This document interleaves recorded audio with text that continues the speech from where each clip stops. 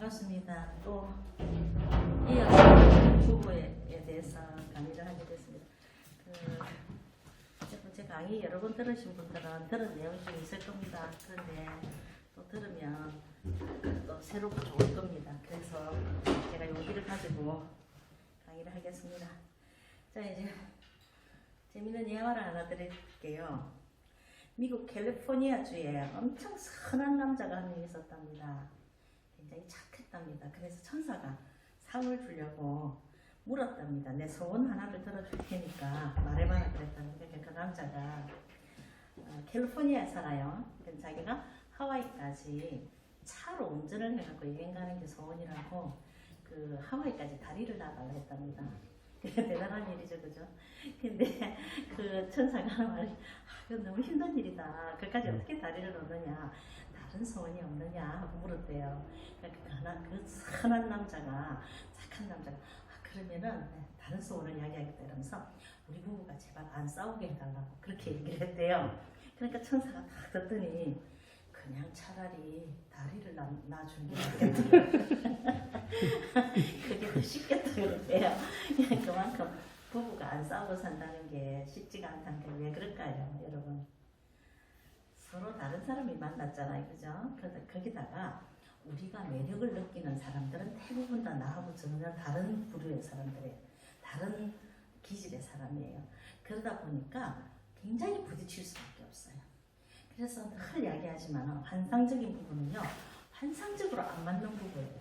그런데 환상적으로 안 맞는 것을 환상적으로 맞춰가는 게 바로 환상적인 부부입니다. 그래서 부부싸움은 필수입니다. 근데 중요한 것은 부부싸움을 하지 말라가 아니고 해야 돼요. 해야 되는데 생산적인 부부싸움을 해야 된다는 거죠. 파괴적인 부부싸움을 하면은 그 여파가 굉장히 무섭습니다. 그런데 생산적으로 부부싸움을 하면요, 서로 힘든 것을 얘기하고 맞춰가면 엄청난 에너지를 가집니다. 그래서 그 영향력도 대단합니다. 그래서 부부는 하여튼 싸움을 하든 안 하든 부부는 사이좋게 행복하게 지내야 됩니다. 근데 왜 부부가 사이좋게 행복하게 지내야 될까요? 여러분, 뭐 때문에? 부부싸움 안 하고 내가 좀 행복하니까 단순히 그럴까요?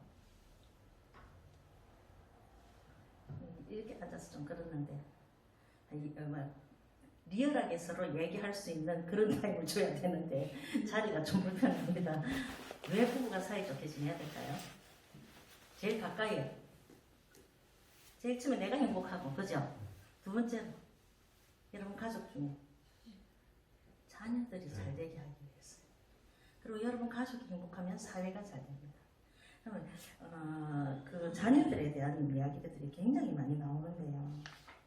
이런 이야기가 있어요. 여러분 너무나도 잘 아는 조나단 사라는 부부에 대해서 잘 아실 겁니다. 목사님들 예화를 참 많이 들거든요.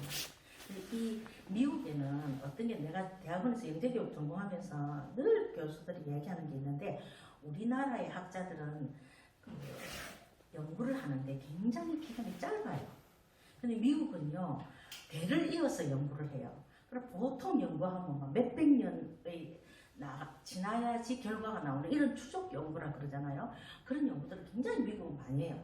근데 너무 재밌는 건 이 사람들은요, 연구를 하는데 온갖 것을 다 연구를 해요. 예를 들어서 50대이기 전에 요절하는 사람들의 공통점 이런 거 쫙 연구를 하고요. 그리고 또 대통령가의 연구 이런 것도 쫙 하고. 그런데 이제 이 한 연구가 있는데, 이거는 뭐냐면요, 자녀들을 똑같이 11명을 낳은 부부들이 두 팀을 딱 연구를 한 거예요. 그래서 이 한 팀은 굉장히 부부 사이가 좋고, 한 팀은 내 싸우는 이런 두 집을 264년에 걸쳐서 연구를 했답니다. 왜 그런 짓을 하는지 모르겠는데 그 연구를 했는데 자녀들이 똑같이 11명이에요. 근데 이 사람들이 이제 그 조나단 사라는 사람은 특별히 잘해준 게 없대요. 아이들한테는 특별히 좋은 교육을 시킨 것도 없고, 단지 아마 제가 알기로 이 부부가 목사님 부부인 걸로 알고 있어요. 근데 굉장히 그냥 집안 분위기가 좋았대요. 늘 사랑하면서 싸우지 않고 존경하고 엄청 집안 분위기가 다정하고 행복했대요. 11명이니까 많은 좋은 교육을 못 시켰겠죠. 그냥 그렇게 참 행복하게 지냈대요. 그런데 264년이 지나고 난 뒤에 이제 이 조사를 하니까 이 교육학자들은 1세에서 7세까지의 아이들의 성장 환경이 굉장히 중요하다고 생각하거든요. 그럼 1세에서 7세까지 아이들이 가정에서 보고 자라는 거. 이게 바로 처세술이 되는 거예요. 다른 말로 하면 대인관계 진흥이 되죠. 그런데 또 다른 학자들은 그래요. 1세에서 7세가 굉장히 큰 영향력을 미친다. 지배적으로. 그러나 그 뒤에도 중요하다는 거예요. 왜냐하면 사람의 사고는 언제 충격을 딱 받으면 생각의 전환이 확 오기 때문에 그게 언제가 될지 모르기 때문에 그 뒤에 계속적으로. 그럼 애들이 가정이 왜 중요하냐면 부부가 살다 보면은 큰 소리가 날 때가 있죠. 그럼 애들이 긴장을 딱 합니다. 긴장을 딱 하면서 위협감을 느껴요. 그런데 큰 소리가 좀 나더니 좀 있으니까 서로 사라지더니 나중에 보니까 잘 때 보니까 둘이 끌어안고 자는 거야. 그리고 또 미안해 이러고 화해를 딱 하더니 또 막 알콩달콩 또 잘 지내는 거예요. 이걸 보면서 아이들이 처음에 막 큰 소리가 날 때는 막 위협감을 느낍니다. 그러다가 서로 화해하는 모습을 보고 사람은 살면서 저렇게 싸우기도 하고 화해하기도 하구나. 뭐 어떻게 화해하는가 또 보는 거예요. 미안하다 하네. 이제 이게 학습이 돼요. 그럼 자기도 어떤 사람하고 갈등이 생기고 하다가 우리 엄마하고 남편이 화해하는 거 화해하는 걸 봤지? 그럼 나도 화해하게 돼요.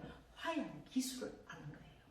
그리고는 또 지나니까 나중에 둘이서 끌어안고 또 웃으면서 잘 지내거든요. 사람은 부딪혀도 이렇게 웃으면서 잘 지낼 수 있는 거구나.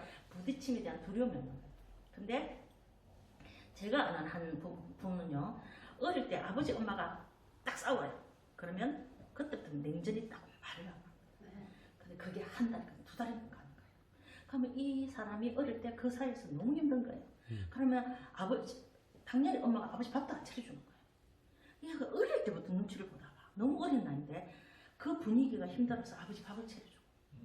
그러니까 자기가 엄마 대리 역할을 하는 거예요. 아내 대리 역할을 하는 거죠. 그런 가정에서 자랐어요. 그게 너무 무서웠어요. 그래서 이 집사님은 평생의 성도들하고 교인들하고 불만이 있어도 부딪히는 일이 없습니다. 자, 부딪히는 일이 없다면 그래서 별명이 천사예요. 천사 집사님이에요. 그러나 그분은 항상 나한테 상담 전화가 와서 웁니다. 울면서 말하냐면은 사모님 제 속에는요 불화산이 끌어올라요 이렇게 표현해요. 내 속에 어떤 갈등이 있으면은요 힘든 게 있으면은 말할 수 있어요. 그때 우리 교회에 한 그런 천사 집사님이 있었고 한 집사님은 못된 여집사님이 있었어요. 뭐 말만 하면요 다 자기 속에 있는 이야기 다 해요. 근데 놀라운 것은 두 사람 다 구역을 맡겼는데 여기는 정말 구역장이에요. 잘해요. 그 아까 천사 집사님은 온 교인들한테 정말 지성껏 전화하고 참 잘해요. 잘하는데 연말이 되면 구역 식구들이 다 떨어져요. 구역 예배가 안 돼요. 못되게 말하는 그 여집사님은요 구역 연말에 보면 구역이 2배가 돼 있어. 왜 그런가 보니까 자기 속에 있는 감정을 적절하게 표현을 다 해요. 다 하지만 그 사람하고 잘 지내는 방법도 아는 거예요. 그래서 사실은 사람들이요 어떻게 하냐면 그 타다닥 해서 하는 그 경상도 여자를 더 좋아하더라고요. 대전에서 목회할 때. 그러니까 이게 있잖아요. 뭐가 있냐면 이 착한 천사표 여집사님은 사람하고 부딪히면 안 돼. 왜 엄마 아버지가 부딪히니까 냉전이 와서 긴 시간 동안 화해가 안 되는 걸 보면서 그건 두려운 일이야. 이러다 보니까 자기 속에 있는 이야기를 전혀 안 하는 거예요. 불만이 있어도 이야기를 안 하고. 여러분 근데 보세요. 인간관계에서 내가 지금 불만이 있어요. 근데 그걸 얘기 안 해요. 그럼 표현을 난 분명히 안 했습니다. 그럼 표현이 안 됐을까요? 아닙니다. 인간관계는요. 말로만 관계를 맺는 게 절대 아니지 않습니까? 분위기, 바디랭귀지 모든 것을 표정으로 하나님께서 그 사람이 착잡해 있든지 모든 것을 표가 다 납니다. 그리고 내가 마음을 오픈하지 않는 이상은 상대방은 절대 심리의 손이 나한테로 들어올 수가 없습니다. 그러다 보니까 이 사람은요 갈수록 관계가 깊은 관계가 없어지고 구역도 줄어들고 그렇게. 근데 이 틱틱거리는 여집사님은요 할 말 다 하면서 굉장히 재밌게 즐겁게 화해하면서 사랑스럽게 사는 방법이 이 몸에 빼어 있는 거예요. 단지 자기 속에 있는 말을 할 뿐이에요. 마찬가지입니다. 부부도요 부부 싸움을 하는 것이 싸움을 한다는 게 표현하지 마시고 내가 남편하고 잘 지내는 방법을 터득해야 돼요. 아내하고 잘 지내는 방법을 터득해야 돼요. 그런데 서로 말 안 하고 참는다. 여러분 영원히 참을 수 있는 사람은 세상에 아무도 없습니다. 언젠가는 평안하고 언젠가는 폭발을 하게 돼 있습니다. 그러면 상대방이 기분 나쁘지 않게 내 마음을 표현하고 서로 맞춰가는 방법, 기술을 터득해내. 그래서 부부관계가 필요한 거죠. 자, 이렇게 그걸 이제 5주 동안 시간 되는 데까지 할 건데, 이 조나단 사라 부부도 역시 서로 있잖아요. 참 서로 사랑하면서 그런 걸 표현해가면서 예쁘게 잘 살았대요. 그랬는데 놀라운 거는요, 이 사람이 죽고 세상에 없어요. 그런데 그의 자손들, 정손들까지 9대까지 264년이니까 9대까지 추적 조사를 했는데, 그 후손들이 부통령이 나오고 주후지사 7명, 고위관리 차관부 장관까지 83명, 재벌이 71명, 발명가가 20명, 의사, 변호사, 교수는 너무 많아서 셀 수가 없대요. 이렇게 훌륭한 자손들을 둔 집안이 됐어요. 그런데 그래서 학자들이 마무리를 항상 모든 논문에는, 학설에는, 연구에는 밑에 학자의 마무리 말이 나옵니다. 학자의 마무리 이렇게 표현했답니다. 한국말로 번역을 해보니까 264년 전에 한 부부가 이렇게 살았다. 지금 그 뿌리가 지금까지 내려왔는데 그들만 잘 사는 것이 아니라 미국 전 국민에게 복을 나눠주면서 잘 살고 있다. 이렇게 마무리가 났대요. 근데 반대로 한 부부가 있는데, 그 부부는 스미스와 제니 부부였습니다. 자, 이 사람들 특징은 날마다 싸워요. 그리고 술 마셔요. 도박한 집으로 끌고 와서 도박해요. 당연히 폭행과 싸움이 있죠. 자, 이런 가정에서 11명의 자녀가 살았는데, 놀라운 거는 그들도 커서 결혼을 해서 부모하고 똑같이 살더라는 거예요. 어느 부모가 자식들한테 너도 우리처럼 맨날 싸우고 살아라 이렇게 이야기하는 부모가 있겠습니까? 부모가 있겠습니까? 아니겠죠. 그런데 이 아이들은 딱 본대로 그대로 살더라는 겁니다. 그래서 그들 자손도 264년 동안 9대에 걸쳐서 조사를 했더니, 사형제도가 있을 때 미국에 129명이나 그 자손 중에서 교수형으로 죽었답니다. 그리고 3명 가운데 1명은 집에서, 3명 가운데 1명은 집에서 못 죽었대요. 왜냐면 주로 정신병이 너무 심해갖고 정신병원에 갇혀있다가 그 병원에서 죽든지 객사를 하든지 이렇게 죽었다는 거예요. 그래서 또 학자들이 마무리를 합니다. 264년 전에 한 부부가 이렇게 살았다. 지금 그 뿌리가 내려와서 그들만 비참하게 사는 게 아니라 수없이 미국 전 국민에게 어려움을 주면서 잘못 살고 있다. 이렇게 마무리가 되더랍니다. 여러분 보세요. 우리 부부가 어떻게 사느냐에 따라서 자손들까지 영향을 미친다는 거예요. 저는 어떤 분한테 참 믿음이 좋은 어떤 나이 드신 선배 믿음의 분에게 배웠어요. 자손을 위한 기도를 해라고 들었어요. 그래서 저도 역시 지금도 우리 자손을 위한 기도를 합니다. 너무 두려운 거예요. 세상에 보니까 너무 험해요. 길거리 지나가다가 어떤 사람이 갑자기 나타나가 칼을 턱 찔러갖고 죽고 너무 비참한 거예요. 그러면 가만히 생각해보니까 내 자손 중에서 만일 남을 칼로 찔러 죽이는 이런 자손이 생기면 너무 무서운 거예요. 끔찍한 거예요. 그래서 나는 기도수첩에 적어놓고 계속 기도를 해요. 하나님, 우리 자손 중에는 포악한 범죄자가 나타나지 않게 해주세요. 그리고 포악한 범죄자에게 당하는 자손도 나타나지 않게 해주세요 하고 기도를 하고 있어요. 그런데 이 글을 읽으면서 제가 어떤 글을 느꼈냐면, 한 부부가 이쁘고 사랑스럽고 행복하고 정말 재미있게 사는 걸 보여주니까 그 자손들이 저절로 이렇게 많은 사람들에게 유익을 끼치면서 살구나. 저는요, 아이들한테 옛날에 늘 이야기한 게 있습니다. 너희들은 민족과 세계에 유익을 끼치는 인재가 되어야 된단다. 하나님과 사람 앞에 유익을 끼치는 인재가 되어야 된단다. 그 말을 참 하고 컸어요. 살았어요. 그런데 지나고 보니까요, 그런 인재를 만들려고 하니까 가정이 있어요. 가정을 바로 만들어놔야지 그런 인재가 만들어진다는 거예요. 그래서 부부가 참 행복한 모습을 보여주는 게 정말 좋구나. 우리 교회는요, 이미 이런 막 가정사회 강의도 많이 들었고 부모교육 강의도 많이 들어서 대부분이 행복하실 거예요. 그런데 살다 보면은 열받을 때가 있죠. 화가 올라올 때가 있죠. 그럴 때 제가 어떻게 했습니까? 부부싸움 하는 장소를 가리라 했죠. 어디 가서 싸우라 했습니까? 들은 대로 한번 얘기해 보십시오. 원수 집사님, 어디 가서 싸우면 될까요? 못 들었는데요. 집사님이 생각할 때 갑자기 너무 화가 났다.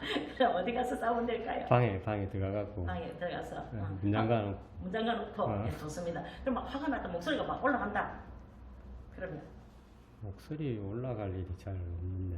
그렇죠. 네. 집사님이나 우리 목사님이나 네. 우리가 아무리 길길이 갈 때도 참 은혜입니다. 그죠? 자, 그러면은 방 안에 가서 싸우면 됩니다. 근데 내가 막 흥분해갖고 목소리가 올라간다. 애들이 듣겠다. 이러면 제가 어디에 가서 싸우라고 얘기해드렸죠. 효정 집사님 어디 가서 싸우라 했습니다. 기억납니까? 저희는 밖에 나갑니다. 예. 네. 제가 성인 씨 내가 어디 가서 싸우라 했습니까? 기억납니까? 들었나요? 성인 씨 기억납니까? 차에 가서 싸우는 그렇죠. 제일 기억을 많이 하고 일단 차를 타고 멀리 가라 했습니다. 영종도는 싸울 곳이 정말 많습니다. 외진 데가 많습니다.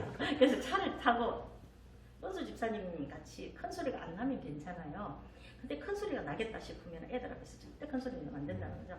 차를 몰고 가세요. 몰고 가서 저 외진 데 떼놓고 둘이서 문 딱 닫아놓고 고르고르 감을 질러도 아무 상관이 없다는 겁니다. 그런데 만일 그러지 않고 애들 보는 데서 부부싸움을 하면요.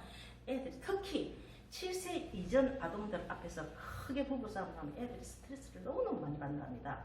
7세 이후부터는 나름대로 터득하는 방법을 애들이 갖습니다. 나중에 예를 들어 주겠는데요. 부작용이 많습니다. 그러나 7세 이전 애들이 받는 스트레스는 어떤 게 있냐면요.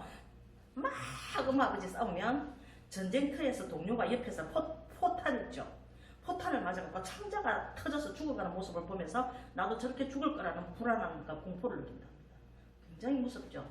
자, 근데 이게 반복되면은 아이들이 어떻게 되냐면 거기서 자기가 살아남는 생존 비결을 터득합니다. 어떻게 터득하냐면 여러분 무섭습니다. 자기의 뇌의 집중력을 차단합니다. 아주 무섭습니다. 뇌의 신경세포를 죽입니다. 그래서 어떠냐면요. 그 소리가 자기 스스로 자기를 자극하지 못하게 차단을 합니다. 그래서 내가 아는 한 아이는요. 할아버지 할머니가 너무너무 싸우는 거예요. 그러니까 처음에는 막 불안해갖고 와갖고 할머니 싸우지 마 할아버지 싸우지 마 막 이러면서 말고 이랬어요. 근데 계속 싸우거든요. 자기가 어떻게 할 수 없다는 걸 딱 아니까 이 아이가 그 다음에 어떻게 하냐면요. 텔레비 볼륨을 올리기 시작해요. 올리면서 거기만 집중하는 거예요. 그러면 어떤 현상이 생기냐면은 뇌세포가 할아버지 할머니 싸우는 거에 대해서 차단을 해버립니다. 그러면 안 들립니다. 그러면 텔레비에만 집중합니다.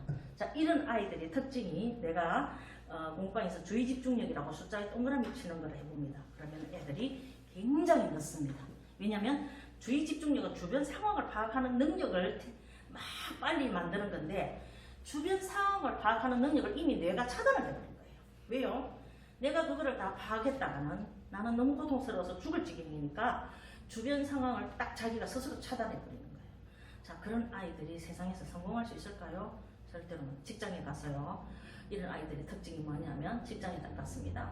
자, 내 과장님이 위에 사장님한테 가서 지금 한 방 먹고 왔어요. 그래서 열받아가 딱 왔어요. 누구 걸리기만 걸리봐라 죽음이다 딱 이러고 왔어요. 그런데 주변 상황 파악이 안 되는 사람은요. 이럴 때에 엉뚱한 소리 갖고 완전 그 폭탄을 자기가 다 뒤집었습니다.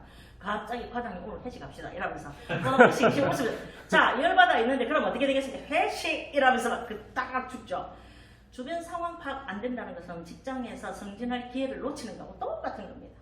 근데 그런 무능한 인재를 만드는 게 뭐냐면은 스스로 내가 살기 위해서 내 신경세포의 뇌세포를 죽이는 차단하는 방법을 애가 터득하는 겁니다. 학교에서 이런 아이들의 특징이 수업을 하다가 모르는 게 나온다. 그래서 재미가 없다. 그러면 선생님 말이 귀에 갑자기 안 들어옵니다. 딱 차단해버립니다. 그러면 그때부터 자기가 상상의 날개를 펴면서 딴짓을 실컷 합니다. 다시 말하면요. 그런 아이들은 공부를 잘하기를 능력 있는 유능한 인재가 되기를 기대를 하지 말아야 된다는 겁니다. 그걸 누가 만드느냐? 집에서 이 아이가 감당할 수 없는 분위기를 만들 때 그렇게 된다는 거예요. 자, 이렇게 스트레스를 받는데 또 있잖아요. 그 외에 7살 이후라도 아이들이 부부싸움을 하는 걸 많이 보면요. 우리 뇌에 자율신경이 굉장히 민감해진답니다. 자, 자율신경이 민감해지면은 어떤 증세가 나타나면 조그마한 일만 생겨도 상처를 되게 잘 받습니다. 그리고 어떤 자극이 오면은 자율신경이요 600번 발작을 일으킨답니다. 예를 들어서 여러분 보세요. 지금 수능 시험을 치러 왔어요. 불안한 상태죠. 그런데 다른 아이들보다도 평등을 더 요구하지 못하고 평등을 찾지 못하고 신경세포가 600번 더 막 발작을 이루는 거예요. 굉장히 불안하죠. 이때 실력이 나타날 수가 없는 거예요. 실제로 저는요 수많은 강의를 하면서 어떤 걸 느끼냐면 부부 학교를 딱 진행하는데 한쪽 여러분이 우리 같이 이렇게 부부 강의하는 건 굉장히 점잖은 거죠. 리얼한 부부 이혼하기 직전의 부부로 몇 팀을 이렇게 강의를 하면요 강의를 듣다가 막 죽도록 싸웁니다. 한 부부가 막 완전히 살벌하게 싸우는 거예요. 근데 그걸 보고 있던 한 엄마가 일어나가 밖으로 나가더니 새파랗게 질려가고 넘어가는 거예요. 막 넘어가는 거예요. 왜 그러나 알고 보니까 이분이 어릴 때 자기 엄마 아버지가 저렇게 싸웠다는 거예요. 못 견디는 거예요. 보세요. 똑같은 우리 다 불편한 상황이에요. 막 얼마나 살벌하게 싸우는데요. 다 힘든 상황이에요. 그러나 우리 자율신경계는 그대로 뛰니까 괜찮게 그거를 그냥 힘들다 이러면서 지켜보고 있는데 이 사람은 다른 사람보다도 600번 빨리 확 뛰니까 못 견디는 거예요. 그래서 자 이런 사람이 어떤 긴장된 상황을 우리는 수없이 노출되는데 그때마다 문제 해결 능력이 있겠냐는 거예요. 그럼 아이가 성공하지 못하죠. 그런 사람은. 그러니까 어릴 때 부부싸움을 심하게 하는 데에 노출된 아이들은요 뇌 그 자체가 망가진다는 겁니다. 그래서 내가 늘 이야기하는 게 부부싸움 할 일이 있거든. 밖에 나가서 애들 모르게 해라.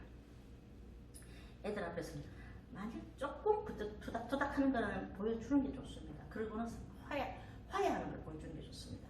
투닥투닥 거려놓고는요 애들 보는 데서 미안해 그리고 아이 미안 이리 와봐 이러고 끄라고 이런 걸 보여주는 거면 아이들이 부딪히기도 하고 화해하기도 하는 거구나. 그럼 자기 친구들하고 살다가 또 그다음에 놀다가 좀 그다음에 미안해 이러면서 화해할 방법을 기술을 터득합니다. 자 이렇게 부부가 사는 것은 긴 세월 동안 영향을 미칩니다. 근데 부부싸움을 안 하고 예쁘게 사는 사람들이 예쁜 모습을 보여준 아이들은요 어떻게 자라면서 어떻게 되냐면 대체로 겁이 없습니다. 아까 그 긴장하고 예민하고 어딜 가도 늘 긴장하고 이런 아이들하고 굉장히 차이가 나죠. 그러니까 애가 담대해요. 왜냐하면 자존감이 상당히 높습니다. 그래서 상처를 덜 받습니다. 그리고 놀라운 거는요 인물들이 나타나는 집안을 이렇게 보니까 그 대통령이 나온다든지 장이 나온다든지 재벌가 굉장한 재벌이 나온다든지 이런 걸 통계를 보니까 그 집안의 자손들이 대부분 기가 있더랍니다. 굉장한 기가 있더랍니다. 근데 그 기가 어디서 나타나냐면요 행복한 가정에서 사랑을 많이 받고 자란 가정에서 나타나더라는 거예요. 그래서 여러분 있잖아요 부부가 행복하게 사는 것, 잘 사는 거는 결국은 아이들의 인생에 엄청나게 좋은 영향을 미친다. 제가 대학원에서 영재교육을 전공하지 않았습니까? 그죠? 영재교육을 계속 전공하면서 안타까운 게 뭐냐면은 영재들이 두 가지가 있어요. 미성치 영재까지 세 가지네요. 아유 감사합니다. 고맙습니다. 세 가지가 있는데요. 뭐가 있냐면요. 태어나기를 영재로 태어나고 그리고 그 영재를 성취한 영재예요. 진짜 영재로 사는 거예요. 이 사람은 참 복이 많은 사람이에요. 유전 인자부터가 영재예요. 그런데 계속해서 부모랑 모든 선생님이랑 뒷받침을 해줘서 이 사람은 자기 영재성을 그대로 발휘를 다 하면서 정말 민족과 세계에 유익을 끼치면서 삽니다. 이 사람을 성취된 영재라고 합니다. 그런데 미성취 영재가 있습니다. 유전 인자가 유전 인자예요. 여러분 보니까 그렇지 않습니까? 집안이 머리가 좋은 집안이 있어요. 집안이 머리가 나쁜 집안이 있어요. 내가 엄청 어떤 연예인 한 명을 싫어해요. 그 사람 정말 착해요. 너무 성실해요. 그런데 나는 그 사람만 보면 열어받아요. 왜 열어받냐면 우리나라에서 정말 A급 사회자예요. 그 사람은 게임을 할 때 늘 져요. 저기 컨셉인지 진짜 머리가 나빠서 지는 건지 제가 한참 연구를 했습니다. 진짜 머리가 나쁘더라고요. 나는 머리 나쁜 사람이라 상처가 있어요. 여러분 이렇게 하면 지는 뭐 머리 좋다고 이렇게 생각하겠지만 이렇게 머리가 진짜 타고나기를 나쁘게 타고나고 나쁘게 쓰고 사는 사람이 있고요. 타고나기를 머리가 굉장히 좋은 사람이 있어요. 근데 머리를 굉장히 좋게 타고났는데 이 좋게 타고난 걸 못 쓰는 사람이 있어요. 뭐 때문에 그런 거 아닙니까? 상처 때문에. 그러면 내가 타고나기를 이만큼 타고났는데 이만큼도 못 쓰고 사는 거예요. 왜? 내가 굳어가고 갇혀가고 어떤 상처들 때문에 머리가 열려야 되는데 이게 열려서 자기 역할을 발휘를 못하는 거예요. 이게 미성취 영재입니다. 이런 미성취 영재들이 굉장히 많이 나타나는데 그게 뭐냐면요. 결국은 가정에서 아이들이 그렇게 만들어진다는 거예요. 미성취 영재가.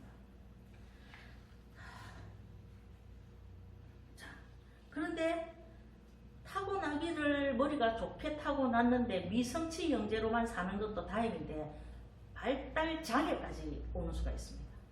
이거는 정말 가슴 아픈 상황인데요. 내가 장애 아동들을 참 치료를 많이 했어요. 그런데 그 중에 정말 뇌에 문제가 있어서 장애 아동들 된 애들은 어쩔 수가 없어요. 그거는 정말 하나님한테 기도를 하면서 정말 그 아이들이 있는 모습 그대로 받아들여주고 보듬어주고 가야 돼요. 그런데 환경에 의해서 장애 아동이 된, 발달 장애 아동이 된 애들이 진짜 있어요. 그런 애들의 특징이 뭐냐면요, 가정 환경이 엄청나게 나쁩니다. 제가 가르친 아이 하나가 부모가 아버지 엄마가 너무 부정적인 거예요. 차만 타면 둘이서 싸워요. 그리고 차만 타면 누군가를 욕을 해요. 차를 타고 가다가 지나가다가 어떤 여자가 가면 엄마가 저 인간은 머리카락에 머리 헤어스타일이 저게 뭐냐 이라고 막 욕을 하기 시작합니다. 그럼 아버지는 또 막 정치인 막 뉴스에서 정치인 나온다니까 막 정치인 욕을 하고, 여러분 정치인 욕할 때 조심해야 돼요. 옆에 자녀들 있으면 하지 마세요. 정말 위험합니다. 나중에 어느 정도 커갖고 20세 이상 됐을 때 정치를 같이 이야기하세요. 어릴 때 그냥 타고 있는데 여러분 막 무의식 중에 가다가 막 뉴스 나오면 욕하잖아요. 아닙니다. 여러분 굉장히 괴롭습니다. 그런데 알고 보니까 그 엄마의 아버지가 어릴 때 그랬다는 거예요. 그리고 그 아버지의 아버지도 그런 거예요. 그러니까 이 두 부부는 가면서 애들 앞에서 보여준 게 늘 남 욕하는 거, 부정적인 거, 거기다가 이 아이들한테도요 늘 나쁜 이야기를 한 거예요. 자존감 떨어지는 이야기를. 그래서 제가 어느 날 수련회를 가갖고 캠프를 가가지고 말에 대해서 이야기를 하면서, 얘들아 너희들 그 자존감에 대해서 얘기를 하면서, 너희들은 귤이 하는데 그게 썩은 귤이 하나 있으면 어떻게 해야 되니? 그러니까 드러내야 돼요 그러더라고요. 그래서 그렇지 않으면 귤이 다 썩지. 너희들한테 가끔씩 썩은 귤 같은 말이 온단다. 너는 진짜 못났어. 너 같은 인간은 살 필요가 없어. 넌 재수 없는 아이야. 이런 말들이 막 썩은 귤이 던져가 너희들한테 온단다. 그럼 너희들은 어떻게 해야 되겠니? 그 귤을 그대로 끌어안고 다 썩혀야 되겠니? 그러니까 아이들이 아니에요 이러는 거예요. 그럼 그런 말 오면 어떻게 해야 되겠니? 아니야, 그 말은 잘못된 말이야 하고 버려야 되겠지. 근데 그때 그 집에 둘째 아이가 그 자리에 있었는데 뭐라고 이야기했냐면은, 선생님 나는 맨날 그런 말만 듣고 살아요 이러는 거예요. 너무 마음이 아파요. 근데 그 집 형이 그래서 애가 장애아가 된 거예요. 그래서 완전히 막 이렇게 학교에 가도요 막 폭발적으로 분노를 폭발하고. 그런데 이 아이를 1년을 딱 가르쳐갖고 좋아지고 나니까 분명히 지능이 경계성 지능이라 했거든요. 경계성 지능 75 정도 되는, 70에서 75 정도, 80 이상이 돼야 되는데 아주 발달 장애도 아니고 중간쯤 되는 지능이에요. 그래서 이 아이는 굉장히 머리가 나쁜 아이라고 생각했는데 세상에 그걸 치유해서 싹 걷어내고 나니까요 머리가 어찌나 좋은지 6개월 딱 공부해갖고 6학년 전체를 공부해가지고 그걸 검정고시를 합격을 했답니다. 그렇게 되는 거예요. 이게 굉장히 중요해요. 그러니까 여러분 우리 아이들한테, 사실 아이들요 2명 3명 키우다 보면, 한 명도 마찬가지입니다. 키우다 보면 열받게 하는 게 진짜 많죠. 그때 여러분이 어떻게 표현하느냐에 따라서 엄청나게 달라집니다. 근데 아내가 아이한테 정말 아이를 잘 키우게 하려고 하면 남편이 도와줘요. 여기 남편들이 참 와서 정말 좋은 남편들이요, 아내를 굉장히 케어를 잘 해줘야 됩니다. 따뜻하게 해줘야 됩니다. 근데 우리 교회는 또 남편들이 반주부라서 요즘은 아니지만 그죠. 요즘은 어서 집사님 출근하지만 우리 교중 집사님이 출근도 하고 육아도 하시고 본인이 한계가 오면 아내한테 도움을 요청해야 됩니다. 여보 내가 좀 힘드니까 나를 좀 힐링 시켜줘. 그래서 둘이서 가서 그 에너지를 얻어와야 됩니다. 그래서 부부가 힘을 내가지고 아이들한테 정말 예쁜 말을 하고 예쁘게 사는 모습을 보여주는 게 굉장히 중요하다는 거죠. 그래야지 그 아이들이 결혼해서 부부 생활을 그렇게 행복하게 할 수 있다는 거예요. 그렇지 않으면, 부부가 예쁘게 살지 않으면 아이들의 인생이 불행해진다. 그리고 솔직하게요, 부부가 사이 좋으면 누가 제일 행복할까요? 아이들은 빼고 제가 제일 행복한 거죠. 내 본인이 제일 행복한 거죠. 그럼 본인이 행복하려고 하면은 부부는 사이 좋아져야 된다. 이래서 부부는 사이가 좋게 지내야 된다는 것은 성경에도 그렇게 이야기했죠. 내가 너희를 사랑한 것 같이 너희도 서로 사랑해라. 오늘 성경 본문 읽은 거 한 번만 읽어보고 마지막 마무리하고 예화를 읽고 마무리하려고 합니다. 4장 7절 한번 봅시다. 한번 읽어봅시다. 시작. 사랑하는 자들아 우리가 서로 사랑하자. 사랑은 하나님께 속한 것이니 사랑하는 자마다 하나님으로부터 나서 하나님을 알고 사랑하지 아니하는 자는 하나님을 알지 못하나니 이는 하나님의 사랑이십니다. 자, 여러분 부부가 사이좋게 살아야 된다는 건 누구나 다 알고 있습니다. 누구나 다 알고 있는데 왜 부부가 사이좋게 살지 못할까요? 열받는 순간이 너무 많고 부딪힐 때 그때가 너무 많기 때문입니다. 그럼 그때 우리는 어떻게 해야 됩니까? 돌을 닦아갖고는 안 됩니다. 나는 결혼 생활은 인격 수련장이라고 생각합니다. 맞습니다. 인격이 많이 수련됩니다. 그러나 그게 내 스스로 안 됩니다. 근데 어떻게 하면 그 열받는 걸 해결할 수 있을까요? 성경에요. 하나님은 사랑이니. 그 뒤에 가면 뭐라고 하니? 너희가 나를 사랑한 것이 아니고 내가 너희를 사랑했다. 그 하나님을 바라보면 부부 간의 갈등을 해소를 할 수가 있습니다. 왜냐면요. 나도 참 부족하고 못난 인간인데 하나님이 나를 사랑하셨잖아요. 받아주셨잖아요. 그처럼 나도 이 사람을 받아줘야 되겠다. 도와줘야 되겠다. 수용해야 되겠다는 마음이 사랑이 생기는 거예요. 그래서 나는요. 진짜 사랑은 하나님을 바라볼 때에 온전한 사랑이 생긴다고 합니다. 그래서 가정사역자들은 삼각형을 그려서 이렇게 이야기합니다. 부부가 이렇게 멀리 떨어져 있어요. 떨어져 있는데 서로 하나님 향해서 똑바로 보고 가다 보면 부부 사이가 점점 좋아진다는 거죠. 그래서 나중에 하나님 안에서 굉장히 아름다운 부부가 됩니다. 저는 그런 부부를 수없이 많이 봅니다. 우리 교회도 많지 않습니까? 내 스스로 어떻게 잘 지내보려고 하는 노력은 한계가 있습니다. 그러나 하나님 안에서 하나님을 같이 바라보면서 아이고 나도 하나님한테 용서받았는데 저 부족한 인간 내가 용서해줘야지. 그러면서 그냥 아유 그래 봐줄게. 여러분 부부 살면서 갈등 많이 생기죠? 저희 목사님 천사표죠? 그죠? 저렇게 내가 결혼 초에 동네에서 우리 목사님 별명이 천사였어요. 진짜로. 왜냐면 우리 이렇게 지나가다가 우리 집 앞에 할머니들이 무거운 거 들고 가면 옛날에 내 살던 친정 동네로 우리가 이사를 갔어요. 할머니들이 지나가면 내가 보고 엄마야 저 할머니 무겁겠다 힘들겠다. 여보 좀 들어주고 싶어요. 우리 목사님 쫓아가서 그 할머니 짐을 들어줘요. 이 소문이 났어요 동네에서. 그내 그렇게 해주니까. 그러니까 동네에서 전부 천사표라고 소문이 났습니다. 그래서 어느 날 어떤 젊은 애기 엄마를 내가 전도하려고 억수로 차려줬더니 이 젊은 애기 엄마가 나한테 딱 와서 이야기하는 거예요. 언니야, 언니는 좋겠다. 왜? 형부 같은 사람하고 살았어. 그러는 거예요. 그래서 뭔 소리 하고 싶어 가지고 쳐다봤어요. 그랬더니 언니야, 나는 언니 남편 같은 사람하고 한 달만 살아보면 좋겠다. 그러는 거예요. 그래서 제가 속으로 뭐라고 말했을까요? 저는 끝으로 말하지 않습니다. 속으로 뭐라고 이야기했을까요? 이제 살아봐라. 니 해주기라. 경상도 말로 니 해주기라. 자, 이 말은 내 말이 아닙니다.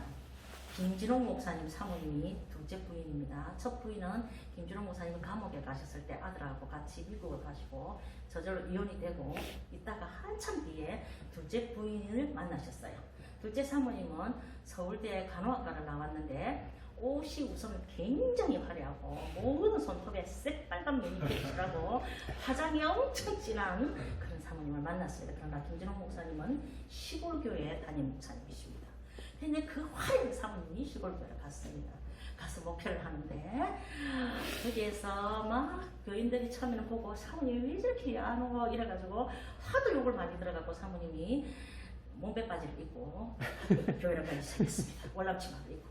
그랬더니 또 그 다음에 교인들이 아니 사모님이 교회 욕을 듣기도 유분수지 왜 저렇게 꾸지꾸지하게 다니노 요새 이러면서 아니 저는 또 더 못 보겠네 또 막 그러더랍니다. 그래갖고 풀이 팍 죽어가고 집에 와서 앉아있었더랍니다. 그러니까 김진홍 목사님이 보고는 안 돼갖고 네 하고 싶은 대로 하고 살아라 이랬어요. 그래갖고 이제 그 사모님이 김진홍 목사님하고 사는데 그 사모님이 이제 우리가 이제 내가 신학대학원 다닐 때 부부 세미나를 한참 우리나라에서 할 때였어요.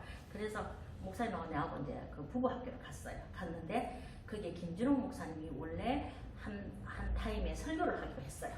그런데 김진홍 목사님 특징이 갑자기 사라지는 그런 특성이 있답니다. 자, 지금 이 부부 학교 세미나에 수많은 신학생들 부부가 커플이 50커플이 와 있어요. 자기 교회에. 근데 지금 강의를 해야 돼요. 설교를 해야 돼요. 근데 목사님이 사라졌어요. 그래서 주최 측에서 난리가 난 거예요. 그래서 어떻게 했냐면은 사모님 대타로 서세요. 이렇게 된 거예요. 갑자기 사모님이 서신 거예요. 그럼 뭔 말을 합니까? 횡설수설 막 하는데 이 사모님 탁월한 말주변이에요. 달변 거예요. 너무 재밌게 얘기를 하다가 뭐라냐면은 여러분 보세요. 저요 여기 부부 세미나인데요. 우리 부부요 다 이러면서 자기 부부 얘기를 하는 거예요. 하는데 뭐라냐면은 우리 목사님 사실 지금 갑자기 정발해버렸어요. 그래서 이야기를 하면서 뭐라고 이야기를 하냐면 이렇게 이야기합니다. 여러분 사람들이 나한테 얘기해요. 김진호 목사님 설교 테이프를 다 듣고는 김진호 목사님 설교 들어보셨습니까? 굉장히 은혜서 새벽기가 깨우리라 엄청 은혜되죠. 그걸 듣고는 수많은 여자들이 깜빡 넘어간대요. 그래갖고 자기한테 이야기한대요. 김진호 목사님 같은 분하고 사시니까 얼마나 행복하십니까? 그러면서 나는 김진호 목사님 같은 분하고 한번 살아보면 소원이 없겠습니다. 그런데요. 그래서 그 사모님이 한 말이 경상도 여자입니다. 니 해피라 그랬대요. 그게 제 신앙 고백처럼 니 해피라 이렇게 나온 거예요. 그러나 끝으로는 절대 말하지 않았습니다. 여러분 보세요. 천사표하고 살아도 부부는 힘듭니다. 그러면 어떻게 사느냐? 방법은 행복하게 사는 방법은요. 수용하는 겁니다. 자, 저희 목사님 너무 좋습니다. 그죠? 그러나 제 성격에는 굉장히 힘든 사람입니다.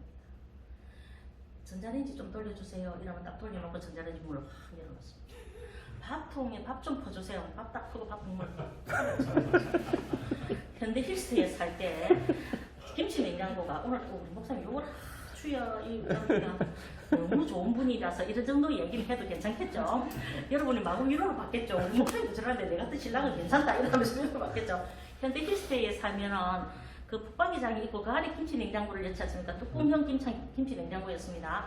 제가 목사님께 김치 냉장고에서 김치 좀 내주세요 했어요.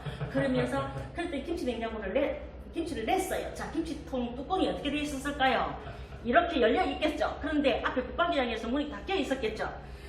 자, 전자레인지나 밥통은 내 눈에 다 보이니까 가는 곳마다 내가 다 닫으면 됩니다. 그런데 그 김치 냉장고만큼은 내 방심의 사이에 이게 붙박이장 문이 딱 닫혀 놓으니까 이게 하나를 쳐들고 있는 거를 3일 동안 몰란 거예요. 자, 김치가 어떻게 됐을까요? 다 사가. 다 쓰였죠. 못 먹게 됐죠. 자, 제 성격에 편하겠습니까? 속이 부글부글 끓어가지고 제가 왜 이렇게 말씀을 드릴까요? 저렇게 선한 분도 저렇게 착한 분도 같이 사는 거는 다 힘들어요. 그런데 사는 방법을 터득했는데 내가 7년째 딱 터득했는데 뭐냐면요. 사랑은 그 사람이 있는 모습 그대로 받아주는 게 사랑이다. 그래서요. 그 다음부터는 목사님이 열어놓을 때마다 가서 다 닫았어요. 한 번 더 확인했어요. 그리고는 그 다음부터는 그러면 전에는 여보 또 문 열어놨는데 냉장고 문을 열어놓고 쉽게 다른 일을 해요. 막 돌아다녀요. 그럼 이게 전기세 다 빠지고 막 눈물이 그건 이제 지금은 이제 안 그럽니다. 여보 왜 냉장고 안 돼요 이렇게 안 합니다. 여보 문 닫읍시다. 자 나와세요. 내가 닫아드릴게요. 닫았어. 그러고 나니까 내가 스트레스를 덜 받아요. 그리고는 그 다음부터는요 냉장고 문을 열고 또 막 돌아다니시면 웃어요. 여보 냉장고가 부릅니다. 그러고 웃어요. 자 이러고 나니까 되게 속이 편하고 열을 안 받아요. 똑같은 사건인데 열을 받으면 힘이 들더라고요. 제발 이런 강의를 하기까지 내가 나이가 몇 개입니까 지금? 결혼해서 33년인데 한참 열받고 난 뒤에 그걸 깨달았다니까요. 여러분 지금부터 열받지 마시고 그럴 때는 그냥 웃으세요. 아 하나님이 내게 붙이신 사람의 특징이구나. 저걸 내가 수용이라고 하나님이 나를 붙여줬구나. 나는 성격이 꼼꼼해서 다 닫아야 되는 성격. 저는 농문이 열려있으면 잠을 못 잡니다. 더러운 성질입니다. 저는요 천장문이 열려있으면 아무것도 못합니다. 그 천장문을 닫아야 됩니다. 더러운 성질입니다. 저런 분들은 얼마나 성격이 편합니까? 또 열려 있어도 모든 일을 다 할 수 있는 난 정말 존경스럽습니다. 이렇게 생각을 하고 나니까요 더 존경스럽더라고. 참 성품 좋다. 저렇게 좋으니까 온 교인이 편안하게 신앙생활을 하지. 정말 할렐루야 감사하다. 좋은 쪽으로 보니까 너무 좋은 거예요. 그러니까 여러분 배우자의 나쁜 거 있죠.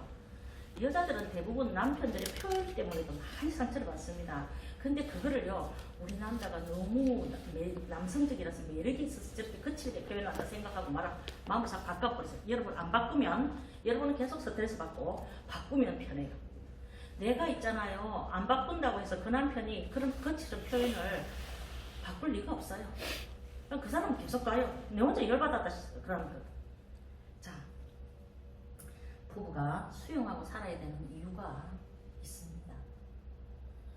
여러분 부부는 여러분이 가장 힘들 때 여러분 옆에 있는 분이기 때문입니다. 여러분 우리 부부 이야기를 마지막으로 하나만 더 하고 강의를 마치겠습니다. 여러분 우리가 이래봬도 우리 부부가요 CC 커플입니다. 놀랍죠? 나이 60 중반에 고신대 4학년까지 고요조용하게 공부를 하고 살았는 것 같은데 알고 보니까 제가 수많은 남학생들의 청혼을 받았다고 하면 여러분 믿겠습니까? 안 믿겠죠? 그런데 나는 결혼에 자신이 없었어요. 왜냐하면 중도장애도 있지 않았습니까? 그리고 수술을 하도 많이 해가지고 다리에 흉터가 너무 많아서 남학생들이 청혼을 해도 나는 아무도 받아줄 수가 없었어요. 결혼 자체에 대해서 자신이 없었기 때문에. 그런데 제일 끝까지 끈질기게 40일 오전 금식기도까지 하면서 끝까지 오는 사람이 저희 목사님이었어요. 그때 금식기도의 능력이 대단했어요. 다른 학생들은 다 자르면 다 갔는데 저희 목사님은 끝까지 하는데 한 20일 금식기도 딱 가는데요. 그때 내 마음이 싹 바뀌고 희한해요. 주변의 사람들이 목사님을 응원하면서 나를 공격하기 시작하는 거예요. 그러니까 막 옆에 남학생들이 있잖아요. 막 상혜씨 이름이 김옥주였죠. 옥주 씨가 얼마나 대단한 사람인가 이러면서 막 공격 사격을 하는데 어머 그게요 기가 솔깃해집니다. 그래가지고 저희들이 CC로 결혼을 했습니다. 너무 바쁘고 또 둘 다 학생이었고 돈도 없고 이래갖고 결혼식도 드레스도 공짜로 얻어갖고 결혼식을 하고요. 잠깐 공짜로 빌리고 신혼여행 거의 뭐 제대로 못 갔죠. 경주에 잠깐 갔지만 비가 와고요. 또 저희 목사님 교회에 얼마나 충성되는지요. 월요일날 결혼식 하고요. 수요 예배 안 가고 그때 좀 며칠 있다가 가도 안 됩니까? 월요일 저녁에 목사님한테 담임 목사님한테 전화해도 비가 쏟아지는 데 공중전화가 가고요. 그때는 핸드폰이 없었거든요. 공중전화가 하고 전화하고 목사님 신혼여행 잘 왔습니다. 그래 푹 쉬고 오게. 예 수요 예배 가겠습니다. 가야지 전도사가. 그분은 수요 예배 가야지 이라고 나는 그날 자고 그 다음 새벽에 일하고 새벽기도 하자고 나를 깨워가지고 졸고 있는 남편한테 여보 새벽기도 해야 돼. 이런 두 사람이 그래가 결혼을 했어요. 근데 신혼여행을 그러니까 신혼여행 비가 너무 쏟아지니까 장마철이니까 8월 15일날 아무데도 못 가고 그랬다가 또 수요 예배를 가야 되니까요. 월요일날 도착해갖고 수요일날 아침에 일찍 가야 돼. 너무 이게 뭐 신혼여행도 아닌 거예요. 집에만 있다가 왔으니까. 그래서 서원이 그래서 여행을 한번 가면 좋겠는데 너무 바빴어요. 돈도 없고 너무 바쁘고 막 너무 동역자 같이 살았던 거예요. 같이. 그래서 이제 그러니까 우리 목사님은 우리 10주년이 되면 제주도 여행 가자 이랬어요. 10주년이 됐는데요. 대전에서 개척교회가 시작했어요. 그래갖고 뭐 신혼여행 제주도 여행 못 갔어요. 그러니까 우리 목사님 15주년 되면 내가 꼭 데리고 갈게 이랬어요. 15년이 됐습니다. 그때는 건축을 해갖고요. 또 막 너무 정신이 없는 거예요. 그러니까 또 못 갔어요. 그러니까 목사님 미안해갖고 20주년 때는 꼭 제주도 여행을 가자. 내가 몇 년까지 못 갔는가 얘기해 줄게요. 그래 20주년 갔는데 20주년에서는요 방콕을 갔어요. 방콕은 뭔가 압니까? 방이 콕 처박혀 있는 게 방콕입니다. 방이 콕 처박혀 있어요. 25주년에 꼭 가서 그랬어요. 자 25주년은 어디를 갔을까요? 방글라데시를 갔습니다. 방에서 뱅글뱅글 도는 게 방글라데시입니다. 이렇게 세월을 보냈어요. 그렇게 정신없이 둘이서 오로지 교회 사역하면서 열심히 남을 섬기면서 이렇게 살았는데 어느새 암이 온 거예요. 아시죠? 암이 왔는데 저는 평소에 암이 걸리면 어떻게 할까 생각을 해놨어요. 그래서 암이 오면 나는 절대 항암 주사도 안 할 거다. 그리고 조용히 하나님 부른다고 가야지 하고 스스로 생각을 했어요.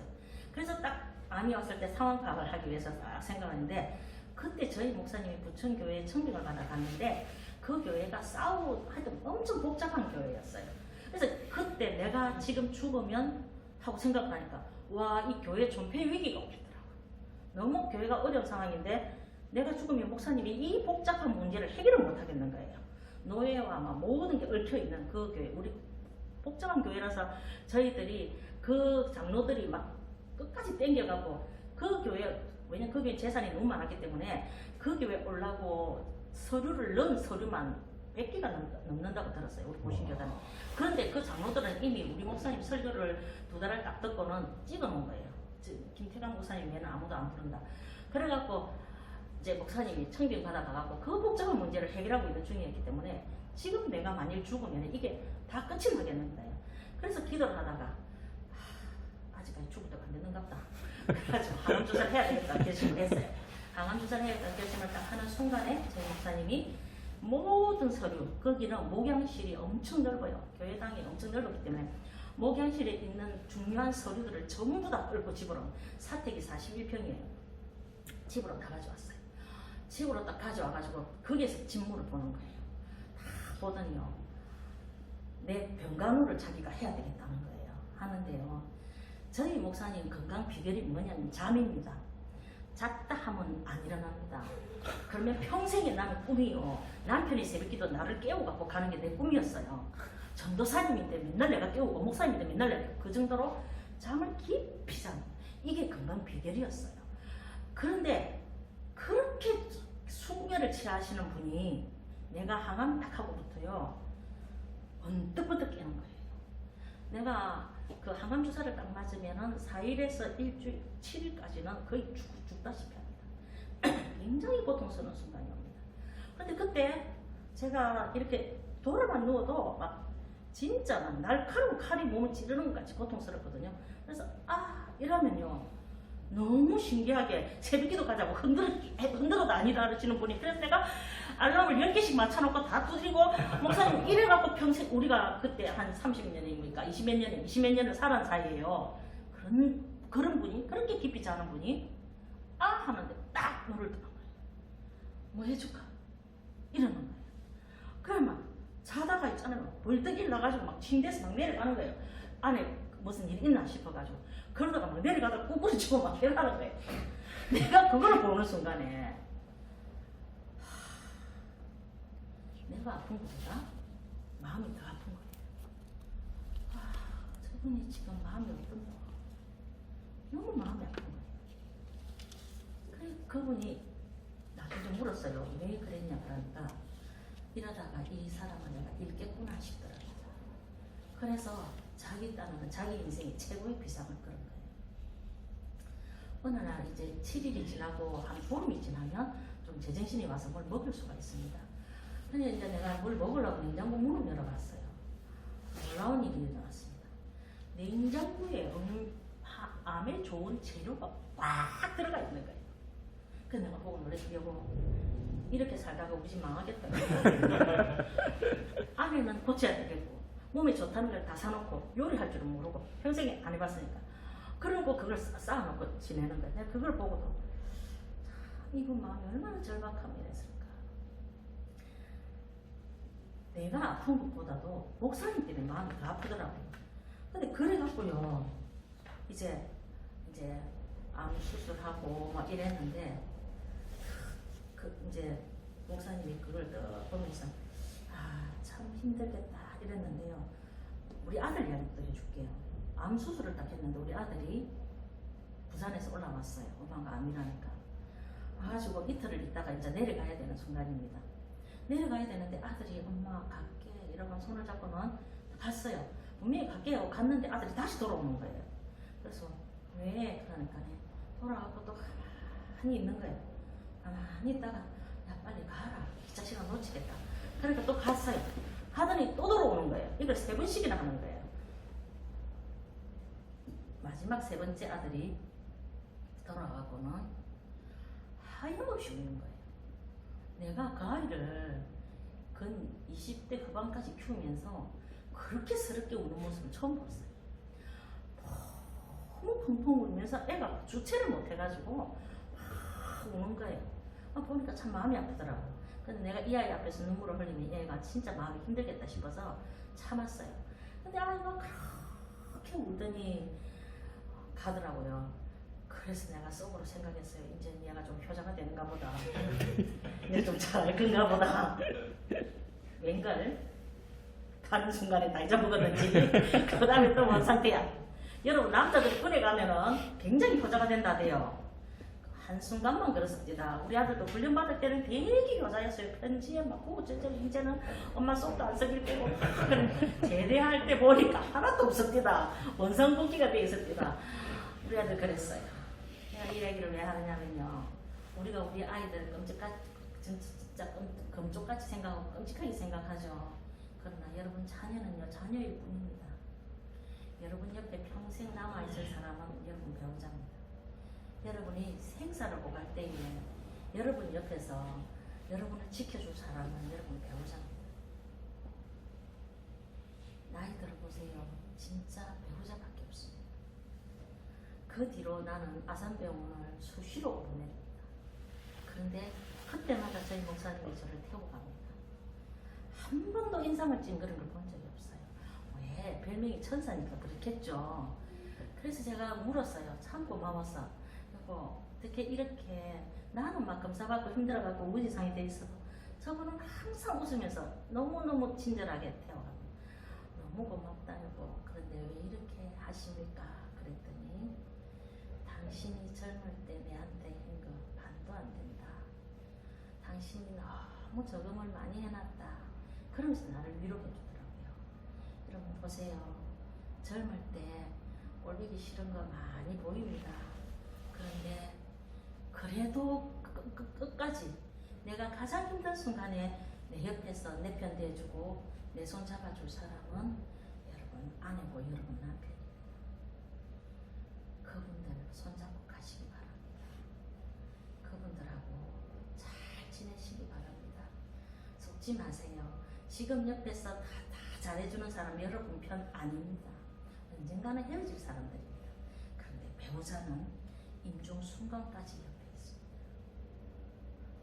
우리가 부부가 잘 살아야 되는 이유가 그겁니다. 꼴보기 싫은 건 어떻게 합니까? 팔자다 생각하세요. 수용하세요. 그러지 않으면 어떻게 살아요? 그럼 나는 배우자한테 100% 만점일까요? 인생이 그게 사는 겁니다. 어떻게 완벽한 사람이 있습니까? 그냥 부족한 거 서로 끌어안고 그 부족한 거 내가 채워가면서 그 어떻게 하면 이런 상황에서 우리가 잘 살 수 있을까? 그거 생각하면서 살아야 됩니다. 그래서 여러분 잘 이쁘게 살아서 여러분을 통해서 하나님의 영광이 드러나기를 기도하셔야 됩니다. 그리고 여러분을 통해서 하나님의 사랑이시니 그 사랑이 밖으로 나가게 흘러나가게 해야 됩니다. 여러분 부부가 싹 걸어만 가도 주변에서요. 야 빛이 난다. 와 이상해. 하나님의 사랑의 빛이 막 전해져 오고 느껴지고 이런 부부가 돼야 됩니다. 그래야 하나님께 영광이 돌아갑니다. 여러분 부부가 싹 지나가면 눈이 기떡거리고 둘이서 지나가면서 이래서 지나가면 여러분 나는 마트에 가면 그런 사람 많이 봅니다. 이리 와! 아내가 막 슈퍼맨들이 막 카트 꺼먹고 옵니다. 막 절절 매고 옵니다. 집었나? 이러면 와 용감하대요. 그런 부부를 보고 그리스도의 사랑이 나타날까요? 아니죠. 막 마귀의 역사가 막 나타나겠죠. 여러분 부부가 지나가고 웃고 쳐다보고 이러는 모습만 봐도 너무 보기가 좋아서 은혜가 돼서 저분들 누구지? 그러다 보니까 어느 날 보니까 성경책 끼고 가네. 이야 역시 하나님 믿구나. 하나님 믿으니까 저렇게 다르구나. 어느 날 보니까 저 부부가 다 밖에 나가는데 너무 지나가는 모습만 봐도 은혜가 된다. 이렇게 사셔야 됩니다. 그래야지 하나님이 영광 받습니다. 우리 그런 부부가 되도록 기도합시다. 숙제입니다. 부부학교는 숙제를 내줍니다. 안 해도 됩니다. 안 해도 되는데 하면 좋습니다. 나 이제 강요를 안 하기로 했습니다. 이게 좋은 마음이 아니거든요. 여러분 뭐 하냐면은 일주일 동안 부부가 둘이 지나면서 제일 좋았던 때를 좀 생각해 보세요. 연애할 때, 신혼여행 갔을 때나 결혼 저희 첫애에 낳았을 때 감격, 첫애가 초등학교 입학했을 때의 기쁨, 이런 여러 가지 중에서 제일 행복하고 즐거웠던 때를 한번 둘이서 기록해 보세요. 아, 여기에 남편이 안 온 사람들, 아내가 안 온 사람들은 혼자서 해도 되고요. 김효진 주사님은 교인이니까 같이 하세요. 지금 내가 이런 숙제를 내주는데 여러분 남편한테, 안 믿는 남편한테 여보 이거 숙제다 해라 이러면서 막 적어라 이러는데 남편들 거길 가지 마라 이랍니다. 여러분 혼자만 하세요. 하는데요. 제일 좋았던 때를 한번 기록을 해보세요. 생각을 해보세요. 그리고는요. 같이 오시는 분들은, 우리 교회 같이 오시는 분들은 둘이서 같이 얘기를 나눠보세요. 나는 그때가 참 좋았다. 놀랍습니다. 그거 이야기하면요. 그때 생각이 나면서 참 좋습니다. 그리고 배우자가요. 상대방이 참 맞다. 그런 참 행복한 추억을 남은 사이지. 김강현 씨는 거의 반은 우리 교인이거든요. 그 사모님이 이런 숙제 해주던데 같이 해볼래? 이렇게 물어보세요. 아마 할 거예요. 그래서 한번 해봐도 됩니다. 자, 그 다음에요. 이거는 또 숙제입니다. 배우자의 장점을 5가지만 기록하세요. 그리고는 배우자한테 읽어주세요. 아유, 뭔 5가지나. 여러분 충분히 할 수 있으면 다음 주에 또 내줄 건데요. 그러니까 한꺼번에 많이 적지 마세요. 5가지만 적으세요. 왜냐하면 예전해 줄 겁니다. 불가능하냐? 아니요, 나도 이거 못 적을 줄 알았어요. 내가 미술치료 공부를 할 때 과제가 뭐냐면요. 남편의 장점을 101가지를 적기예요. 나는 무슨 이런 숙제가 있노? 이러면서 아이고, 101가지 어째 적고? 이러면서 적기 시작했습니다. 놀라운 것은 120가지가 적혔어요. 나도 놀랐습니다. 어떻게 이렇게 많나? 그러니까 여러분 5가지밖에 안 내주거든요. 5가지만 배우자의 장점을 적으세요. 그리고는 읽어주세요. 상대방한테. 주의할 것. 부부가 같이 강의를 들은 사람은 같이 하면 돼요. 또 부부가 같이 믿고, 수중 씨도 원래 이런 강의 다 들었으니까 같이 하면 돼요. 그리고 남선생 집사님도 돼요. 근데 남편이 교회 안 오죠, 그죠? 그런데 그 남편한테 또 여보 당신도 내 장점 이야기해봐 이러지 마세요. 남자들 중에는 머리 찌르는 남자들이 있답니다. 그런 거 좀 하라 해봐. 하지만 내가 했잖아요. 내가 막 이런 강의를 하면서 제가 저희 목사님한테 얘기했습니다. 이제 내가 과제를 내주놓고 나도 우리 목사님한테도 얘기했습니다. 목사님 이런 게 숙제를 내는데 목사님도 나한테 이런 거 어떻게 생각해요? 한번 이야기해 보세요. 그렇게 하는 말이 내가 원하는 거는 나한테 이런 거 해라 안 하는 거다. 남자들은 그럴 수가 있거든요. 그러니까 세 분은 지혜롭게 하세요. 일단은 5가지를 딱 생각 적어갖고 남편한테 읽어주세요. 읽어주고는 여보 반드시 할 거. 이거 우리 오후 예배 때 하는 건데 숙제다. 근데 여보 들었다고 사인 좀 해도 하세요. 그러면 어머 교회에서 또 이런 것도 하네 이러면서 교회에 대해서 더 긍정적으로 생각합니다. 그리고는 있잖아요. 당신도 나한테 대해서 칭찬 1가지만 해주면 내가 기분이 좋겠는데 행복하겠는데 하고 슬쩍 던져보세요. 안 하면 가만히 냅두세요. 언젠간 합니다. 기분 나쁘다 또 난 5가지 얘기했는데 1가지도 얘기 못하다고 또 싸우지 마세요. 아시겠죠?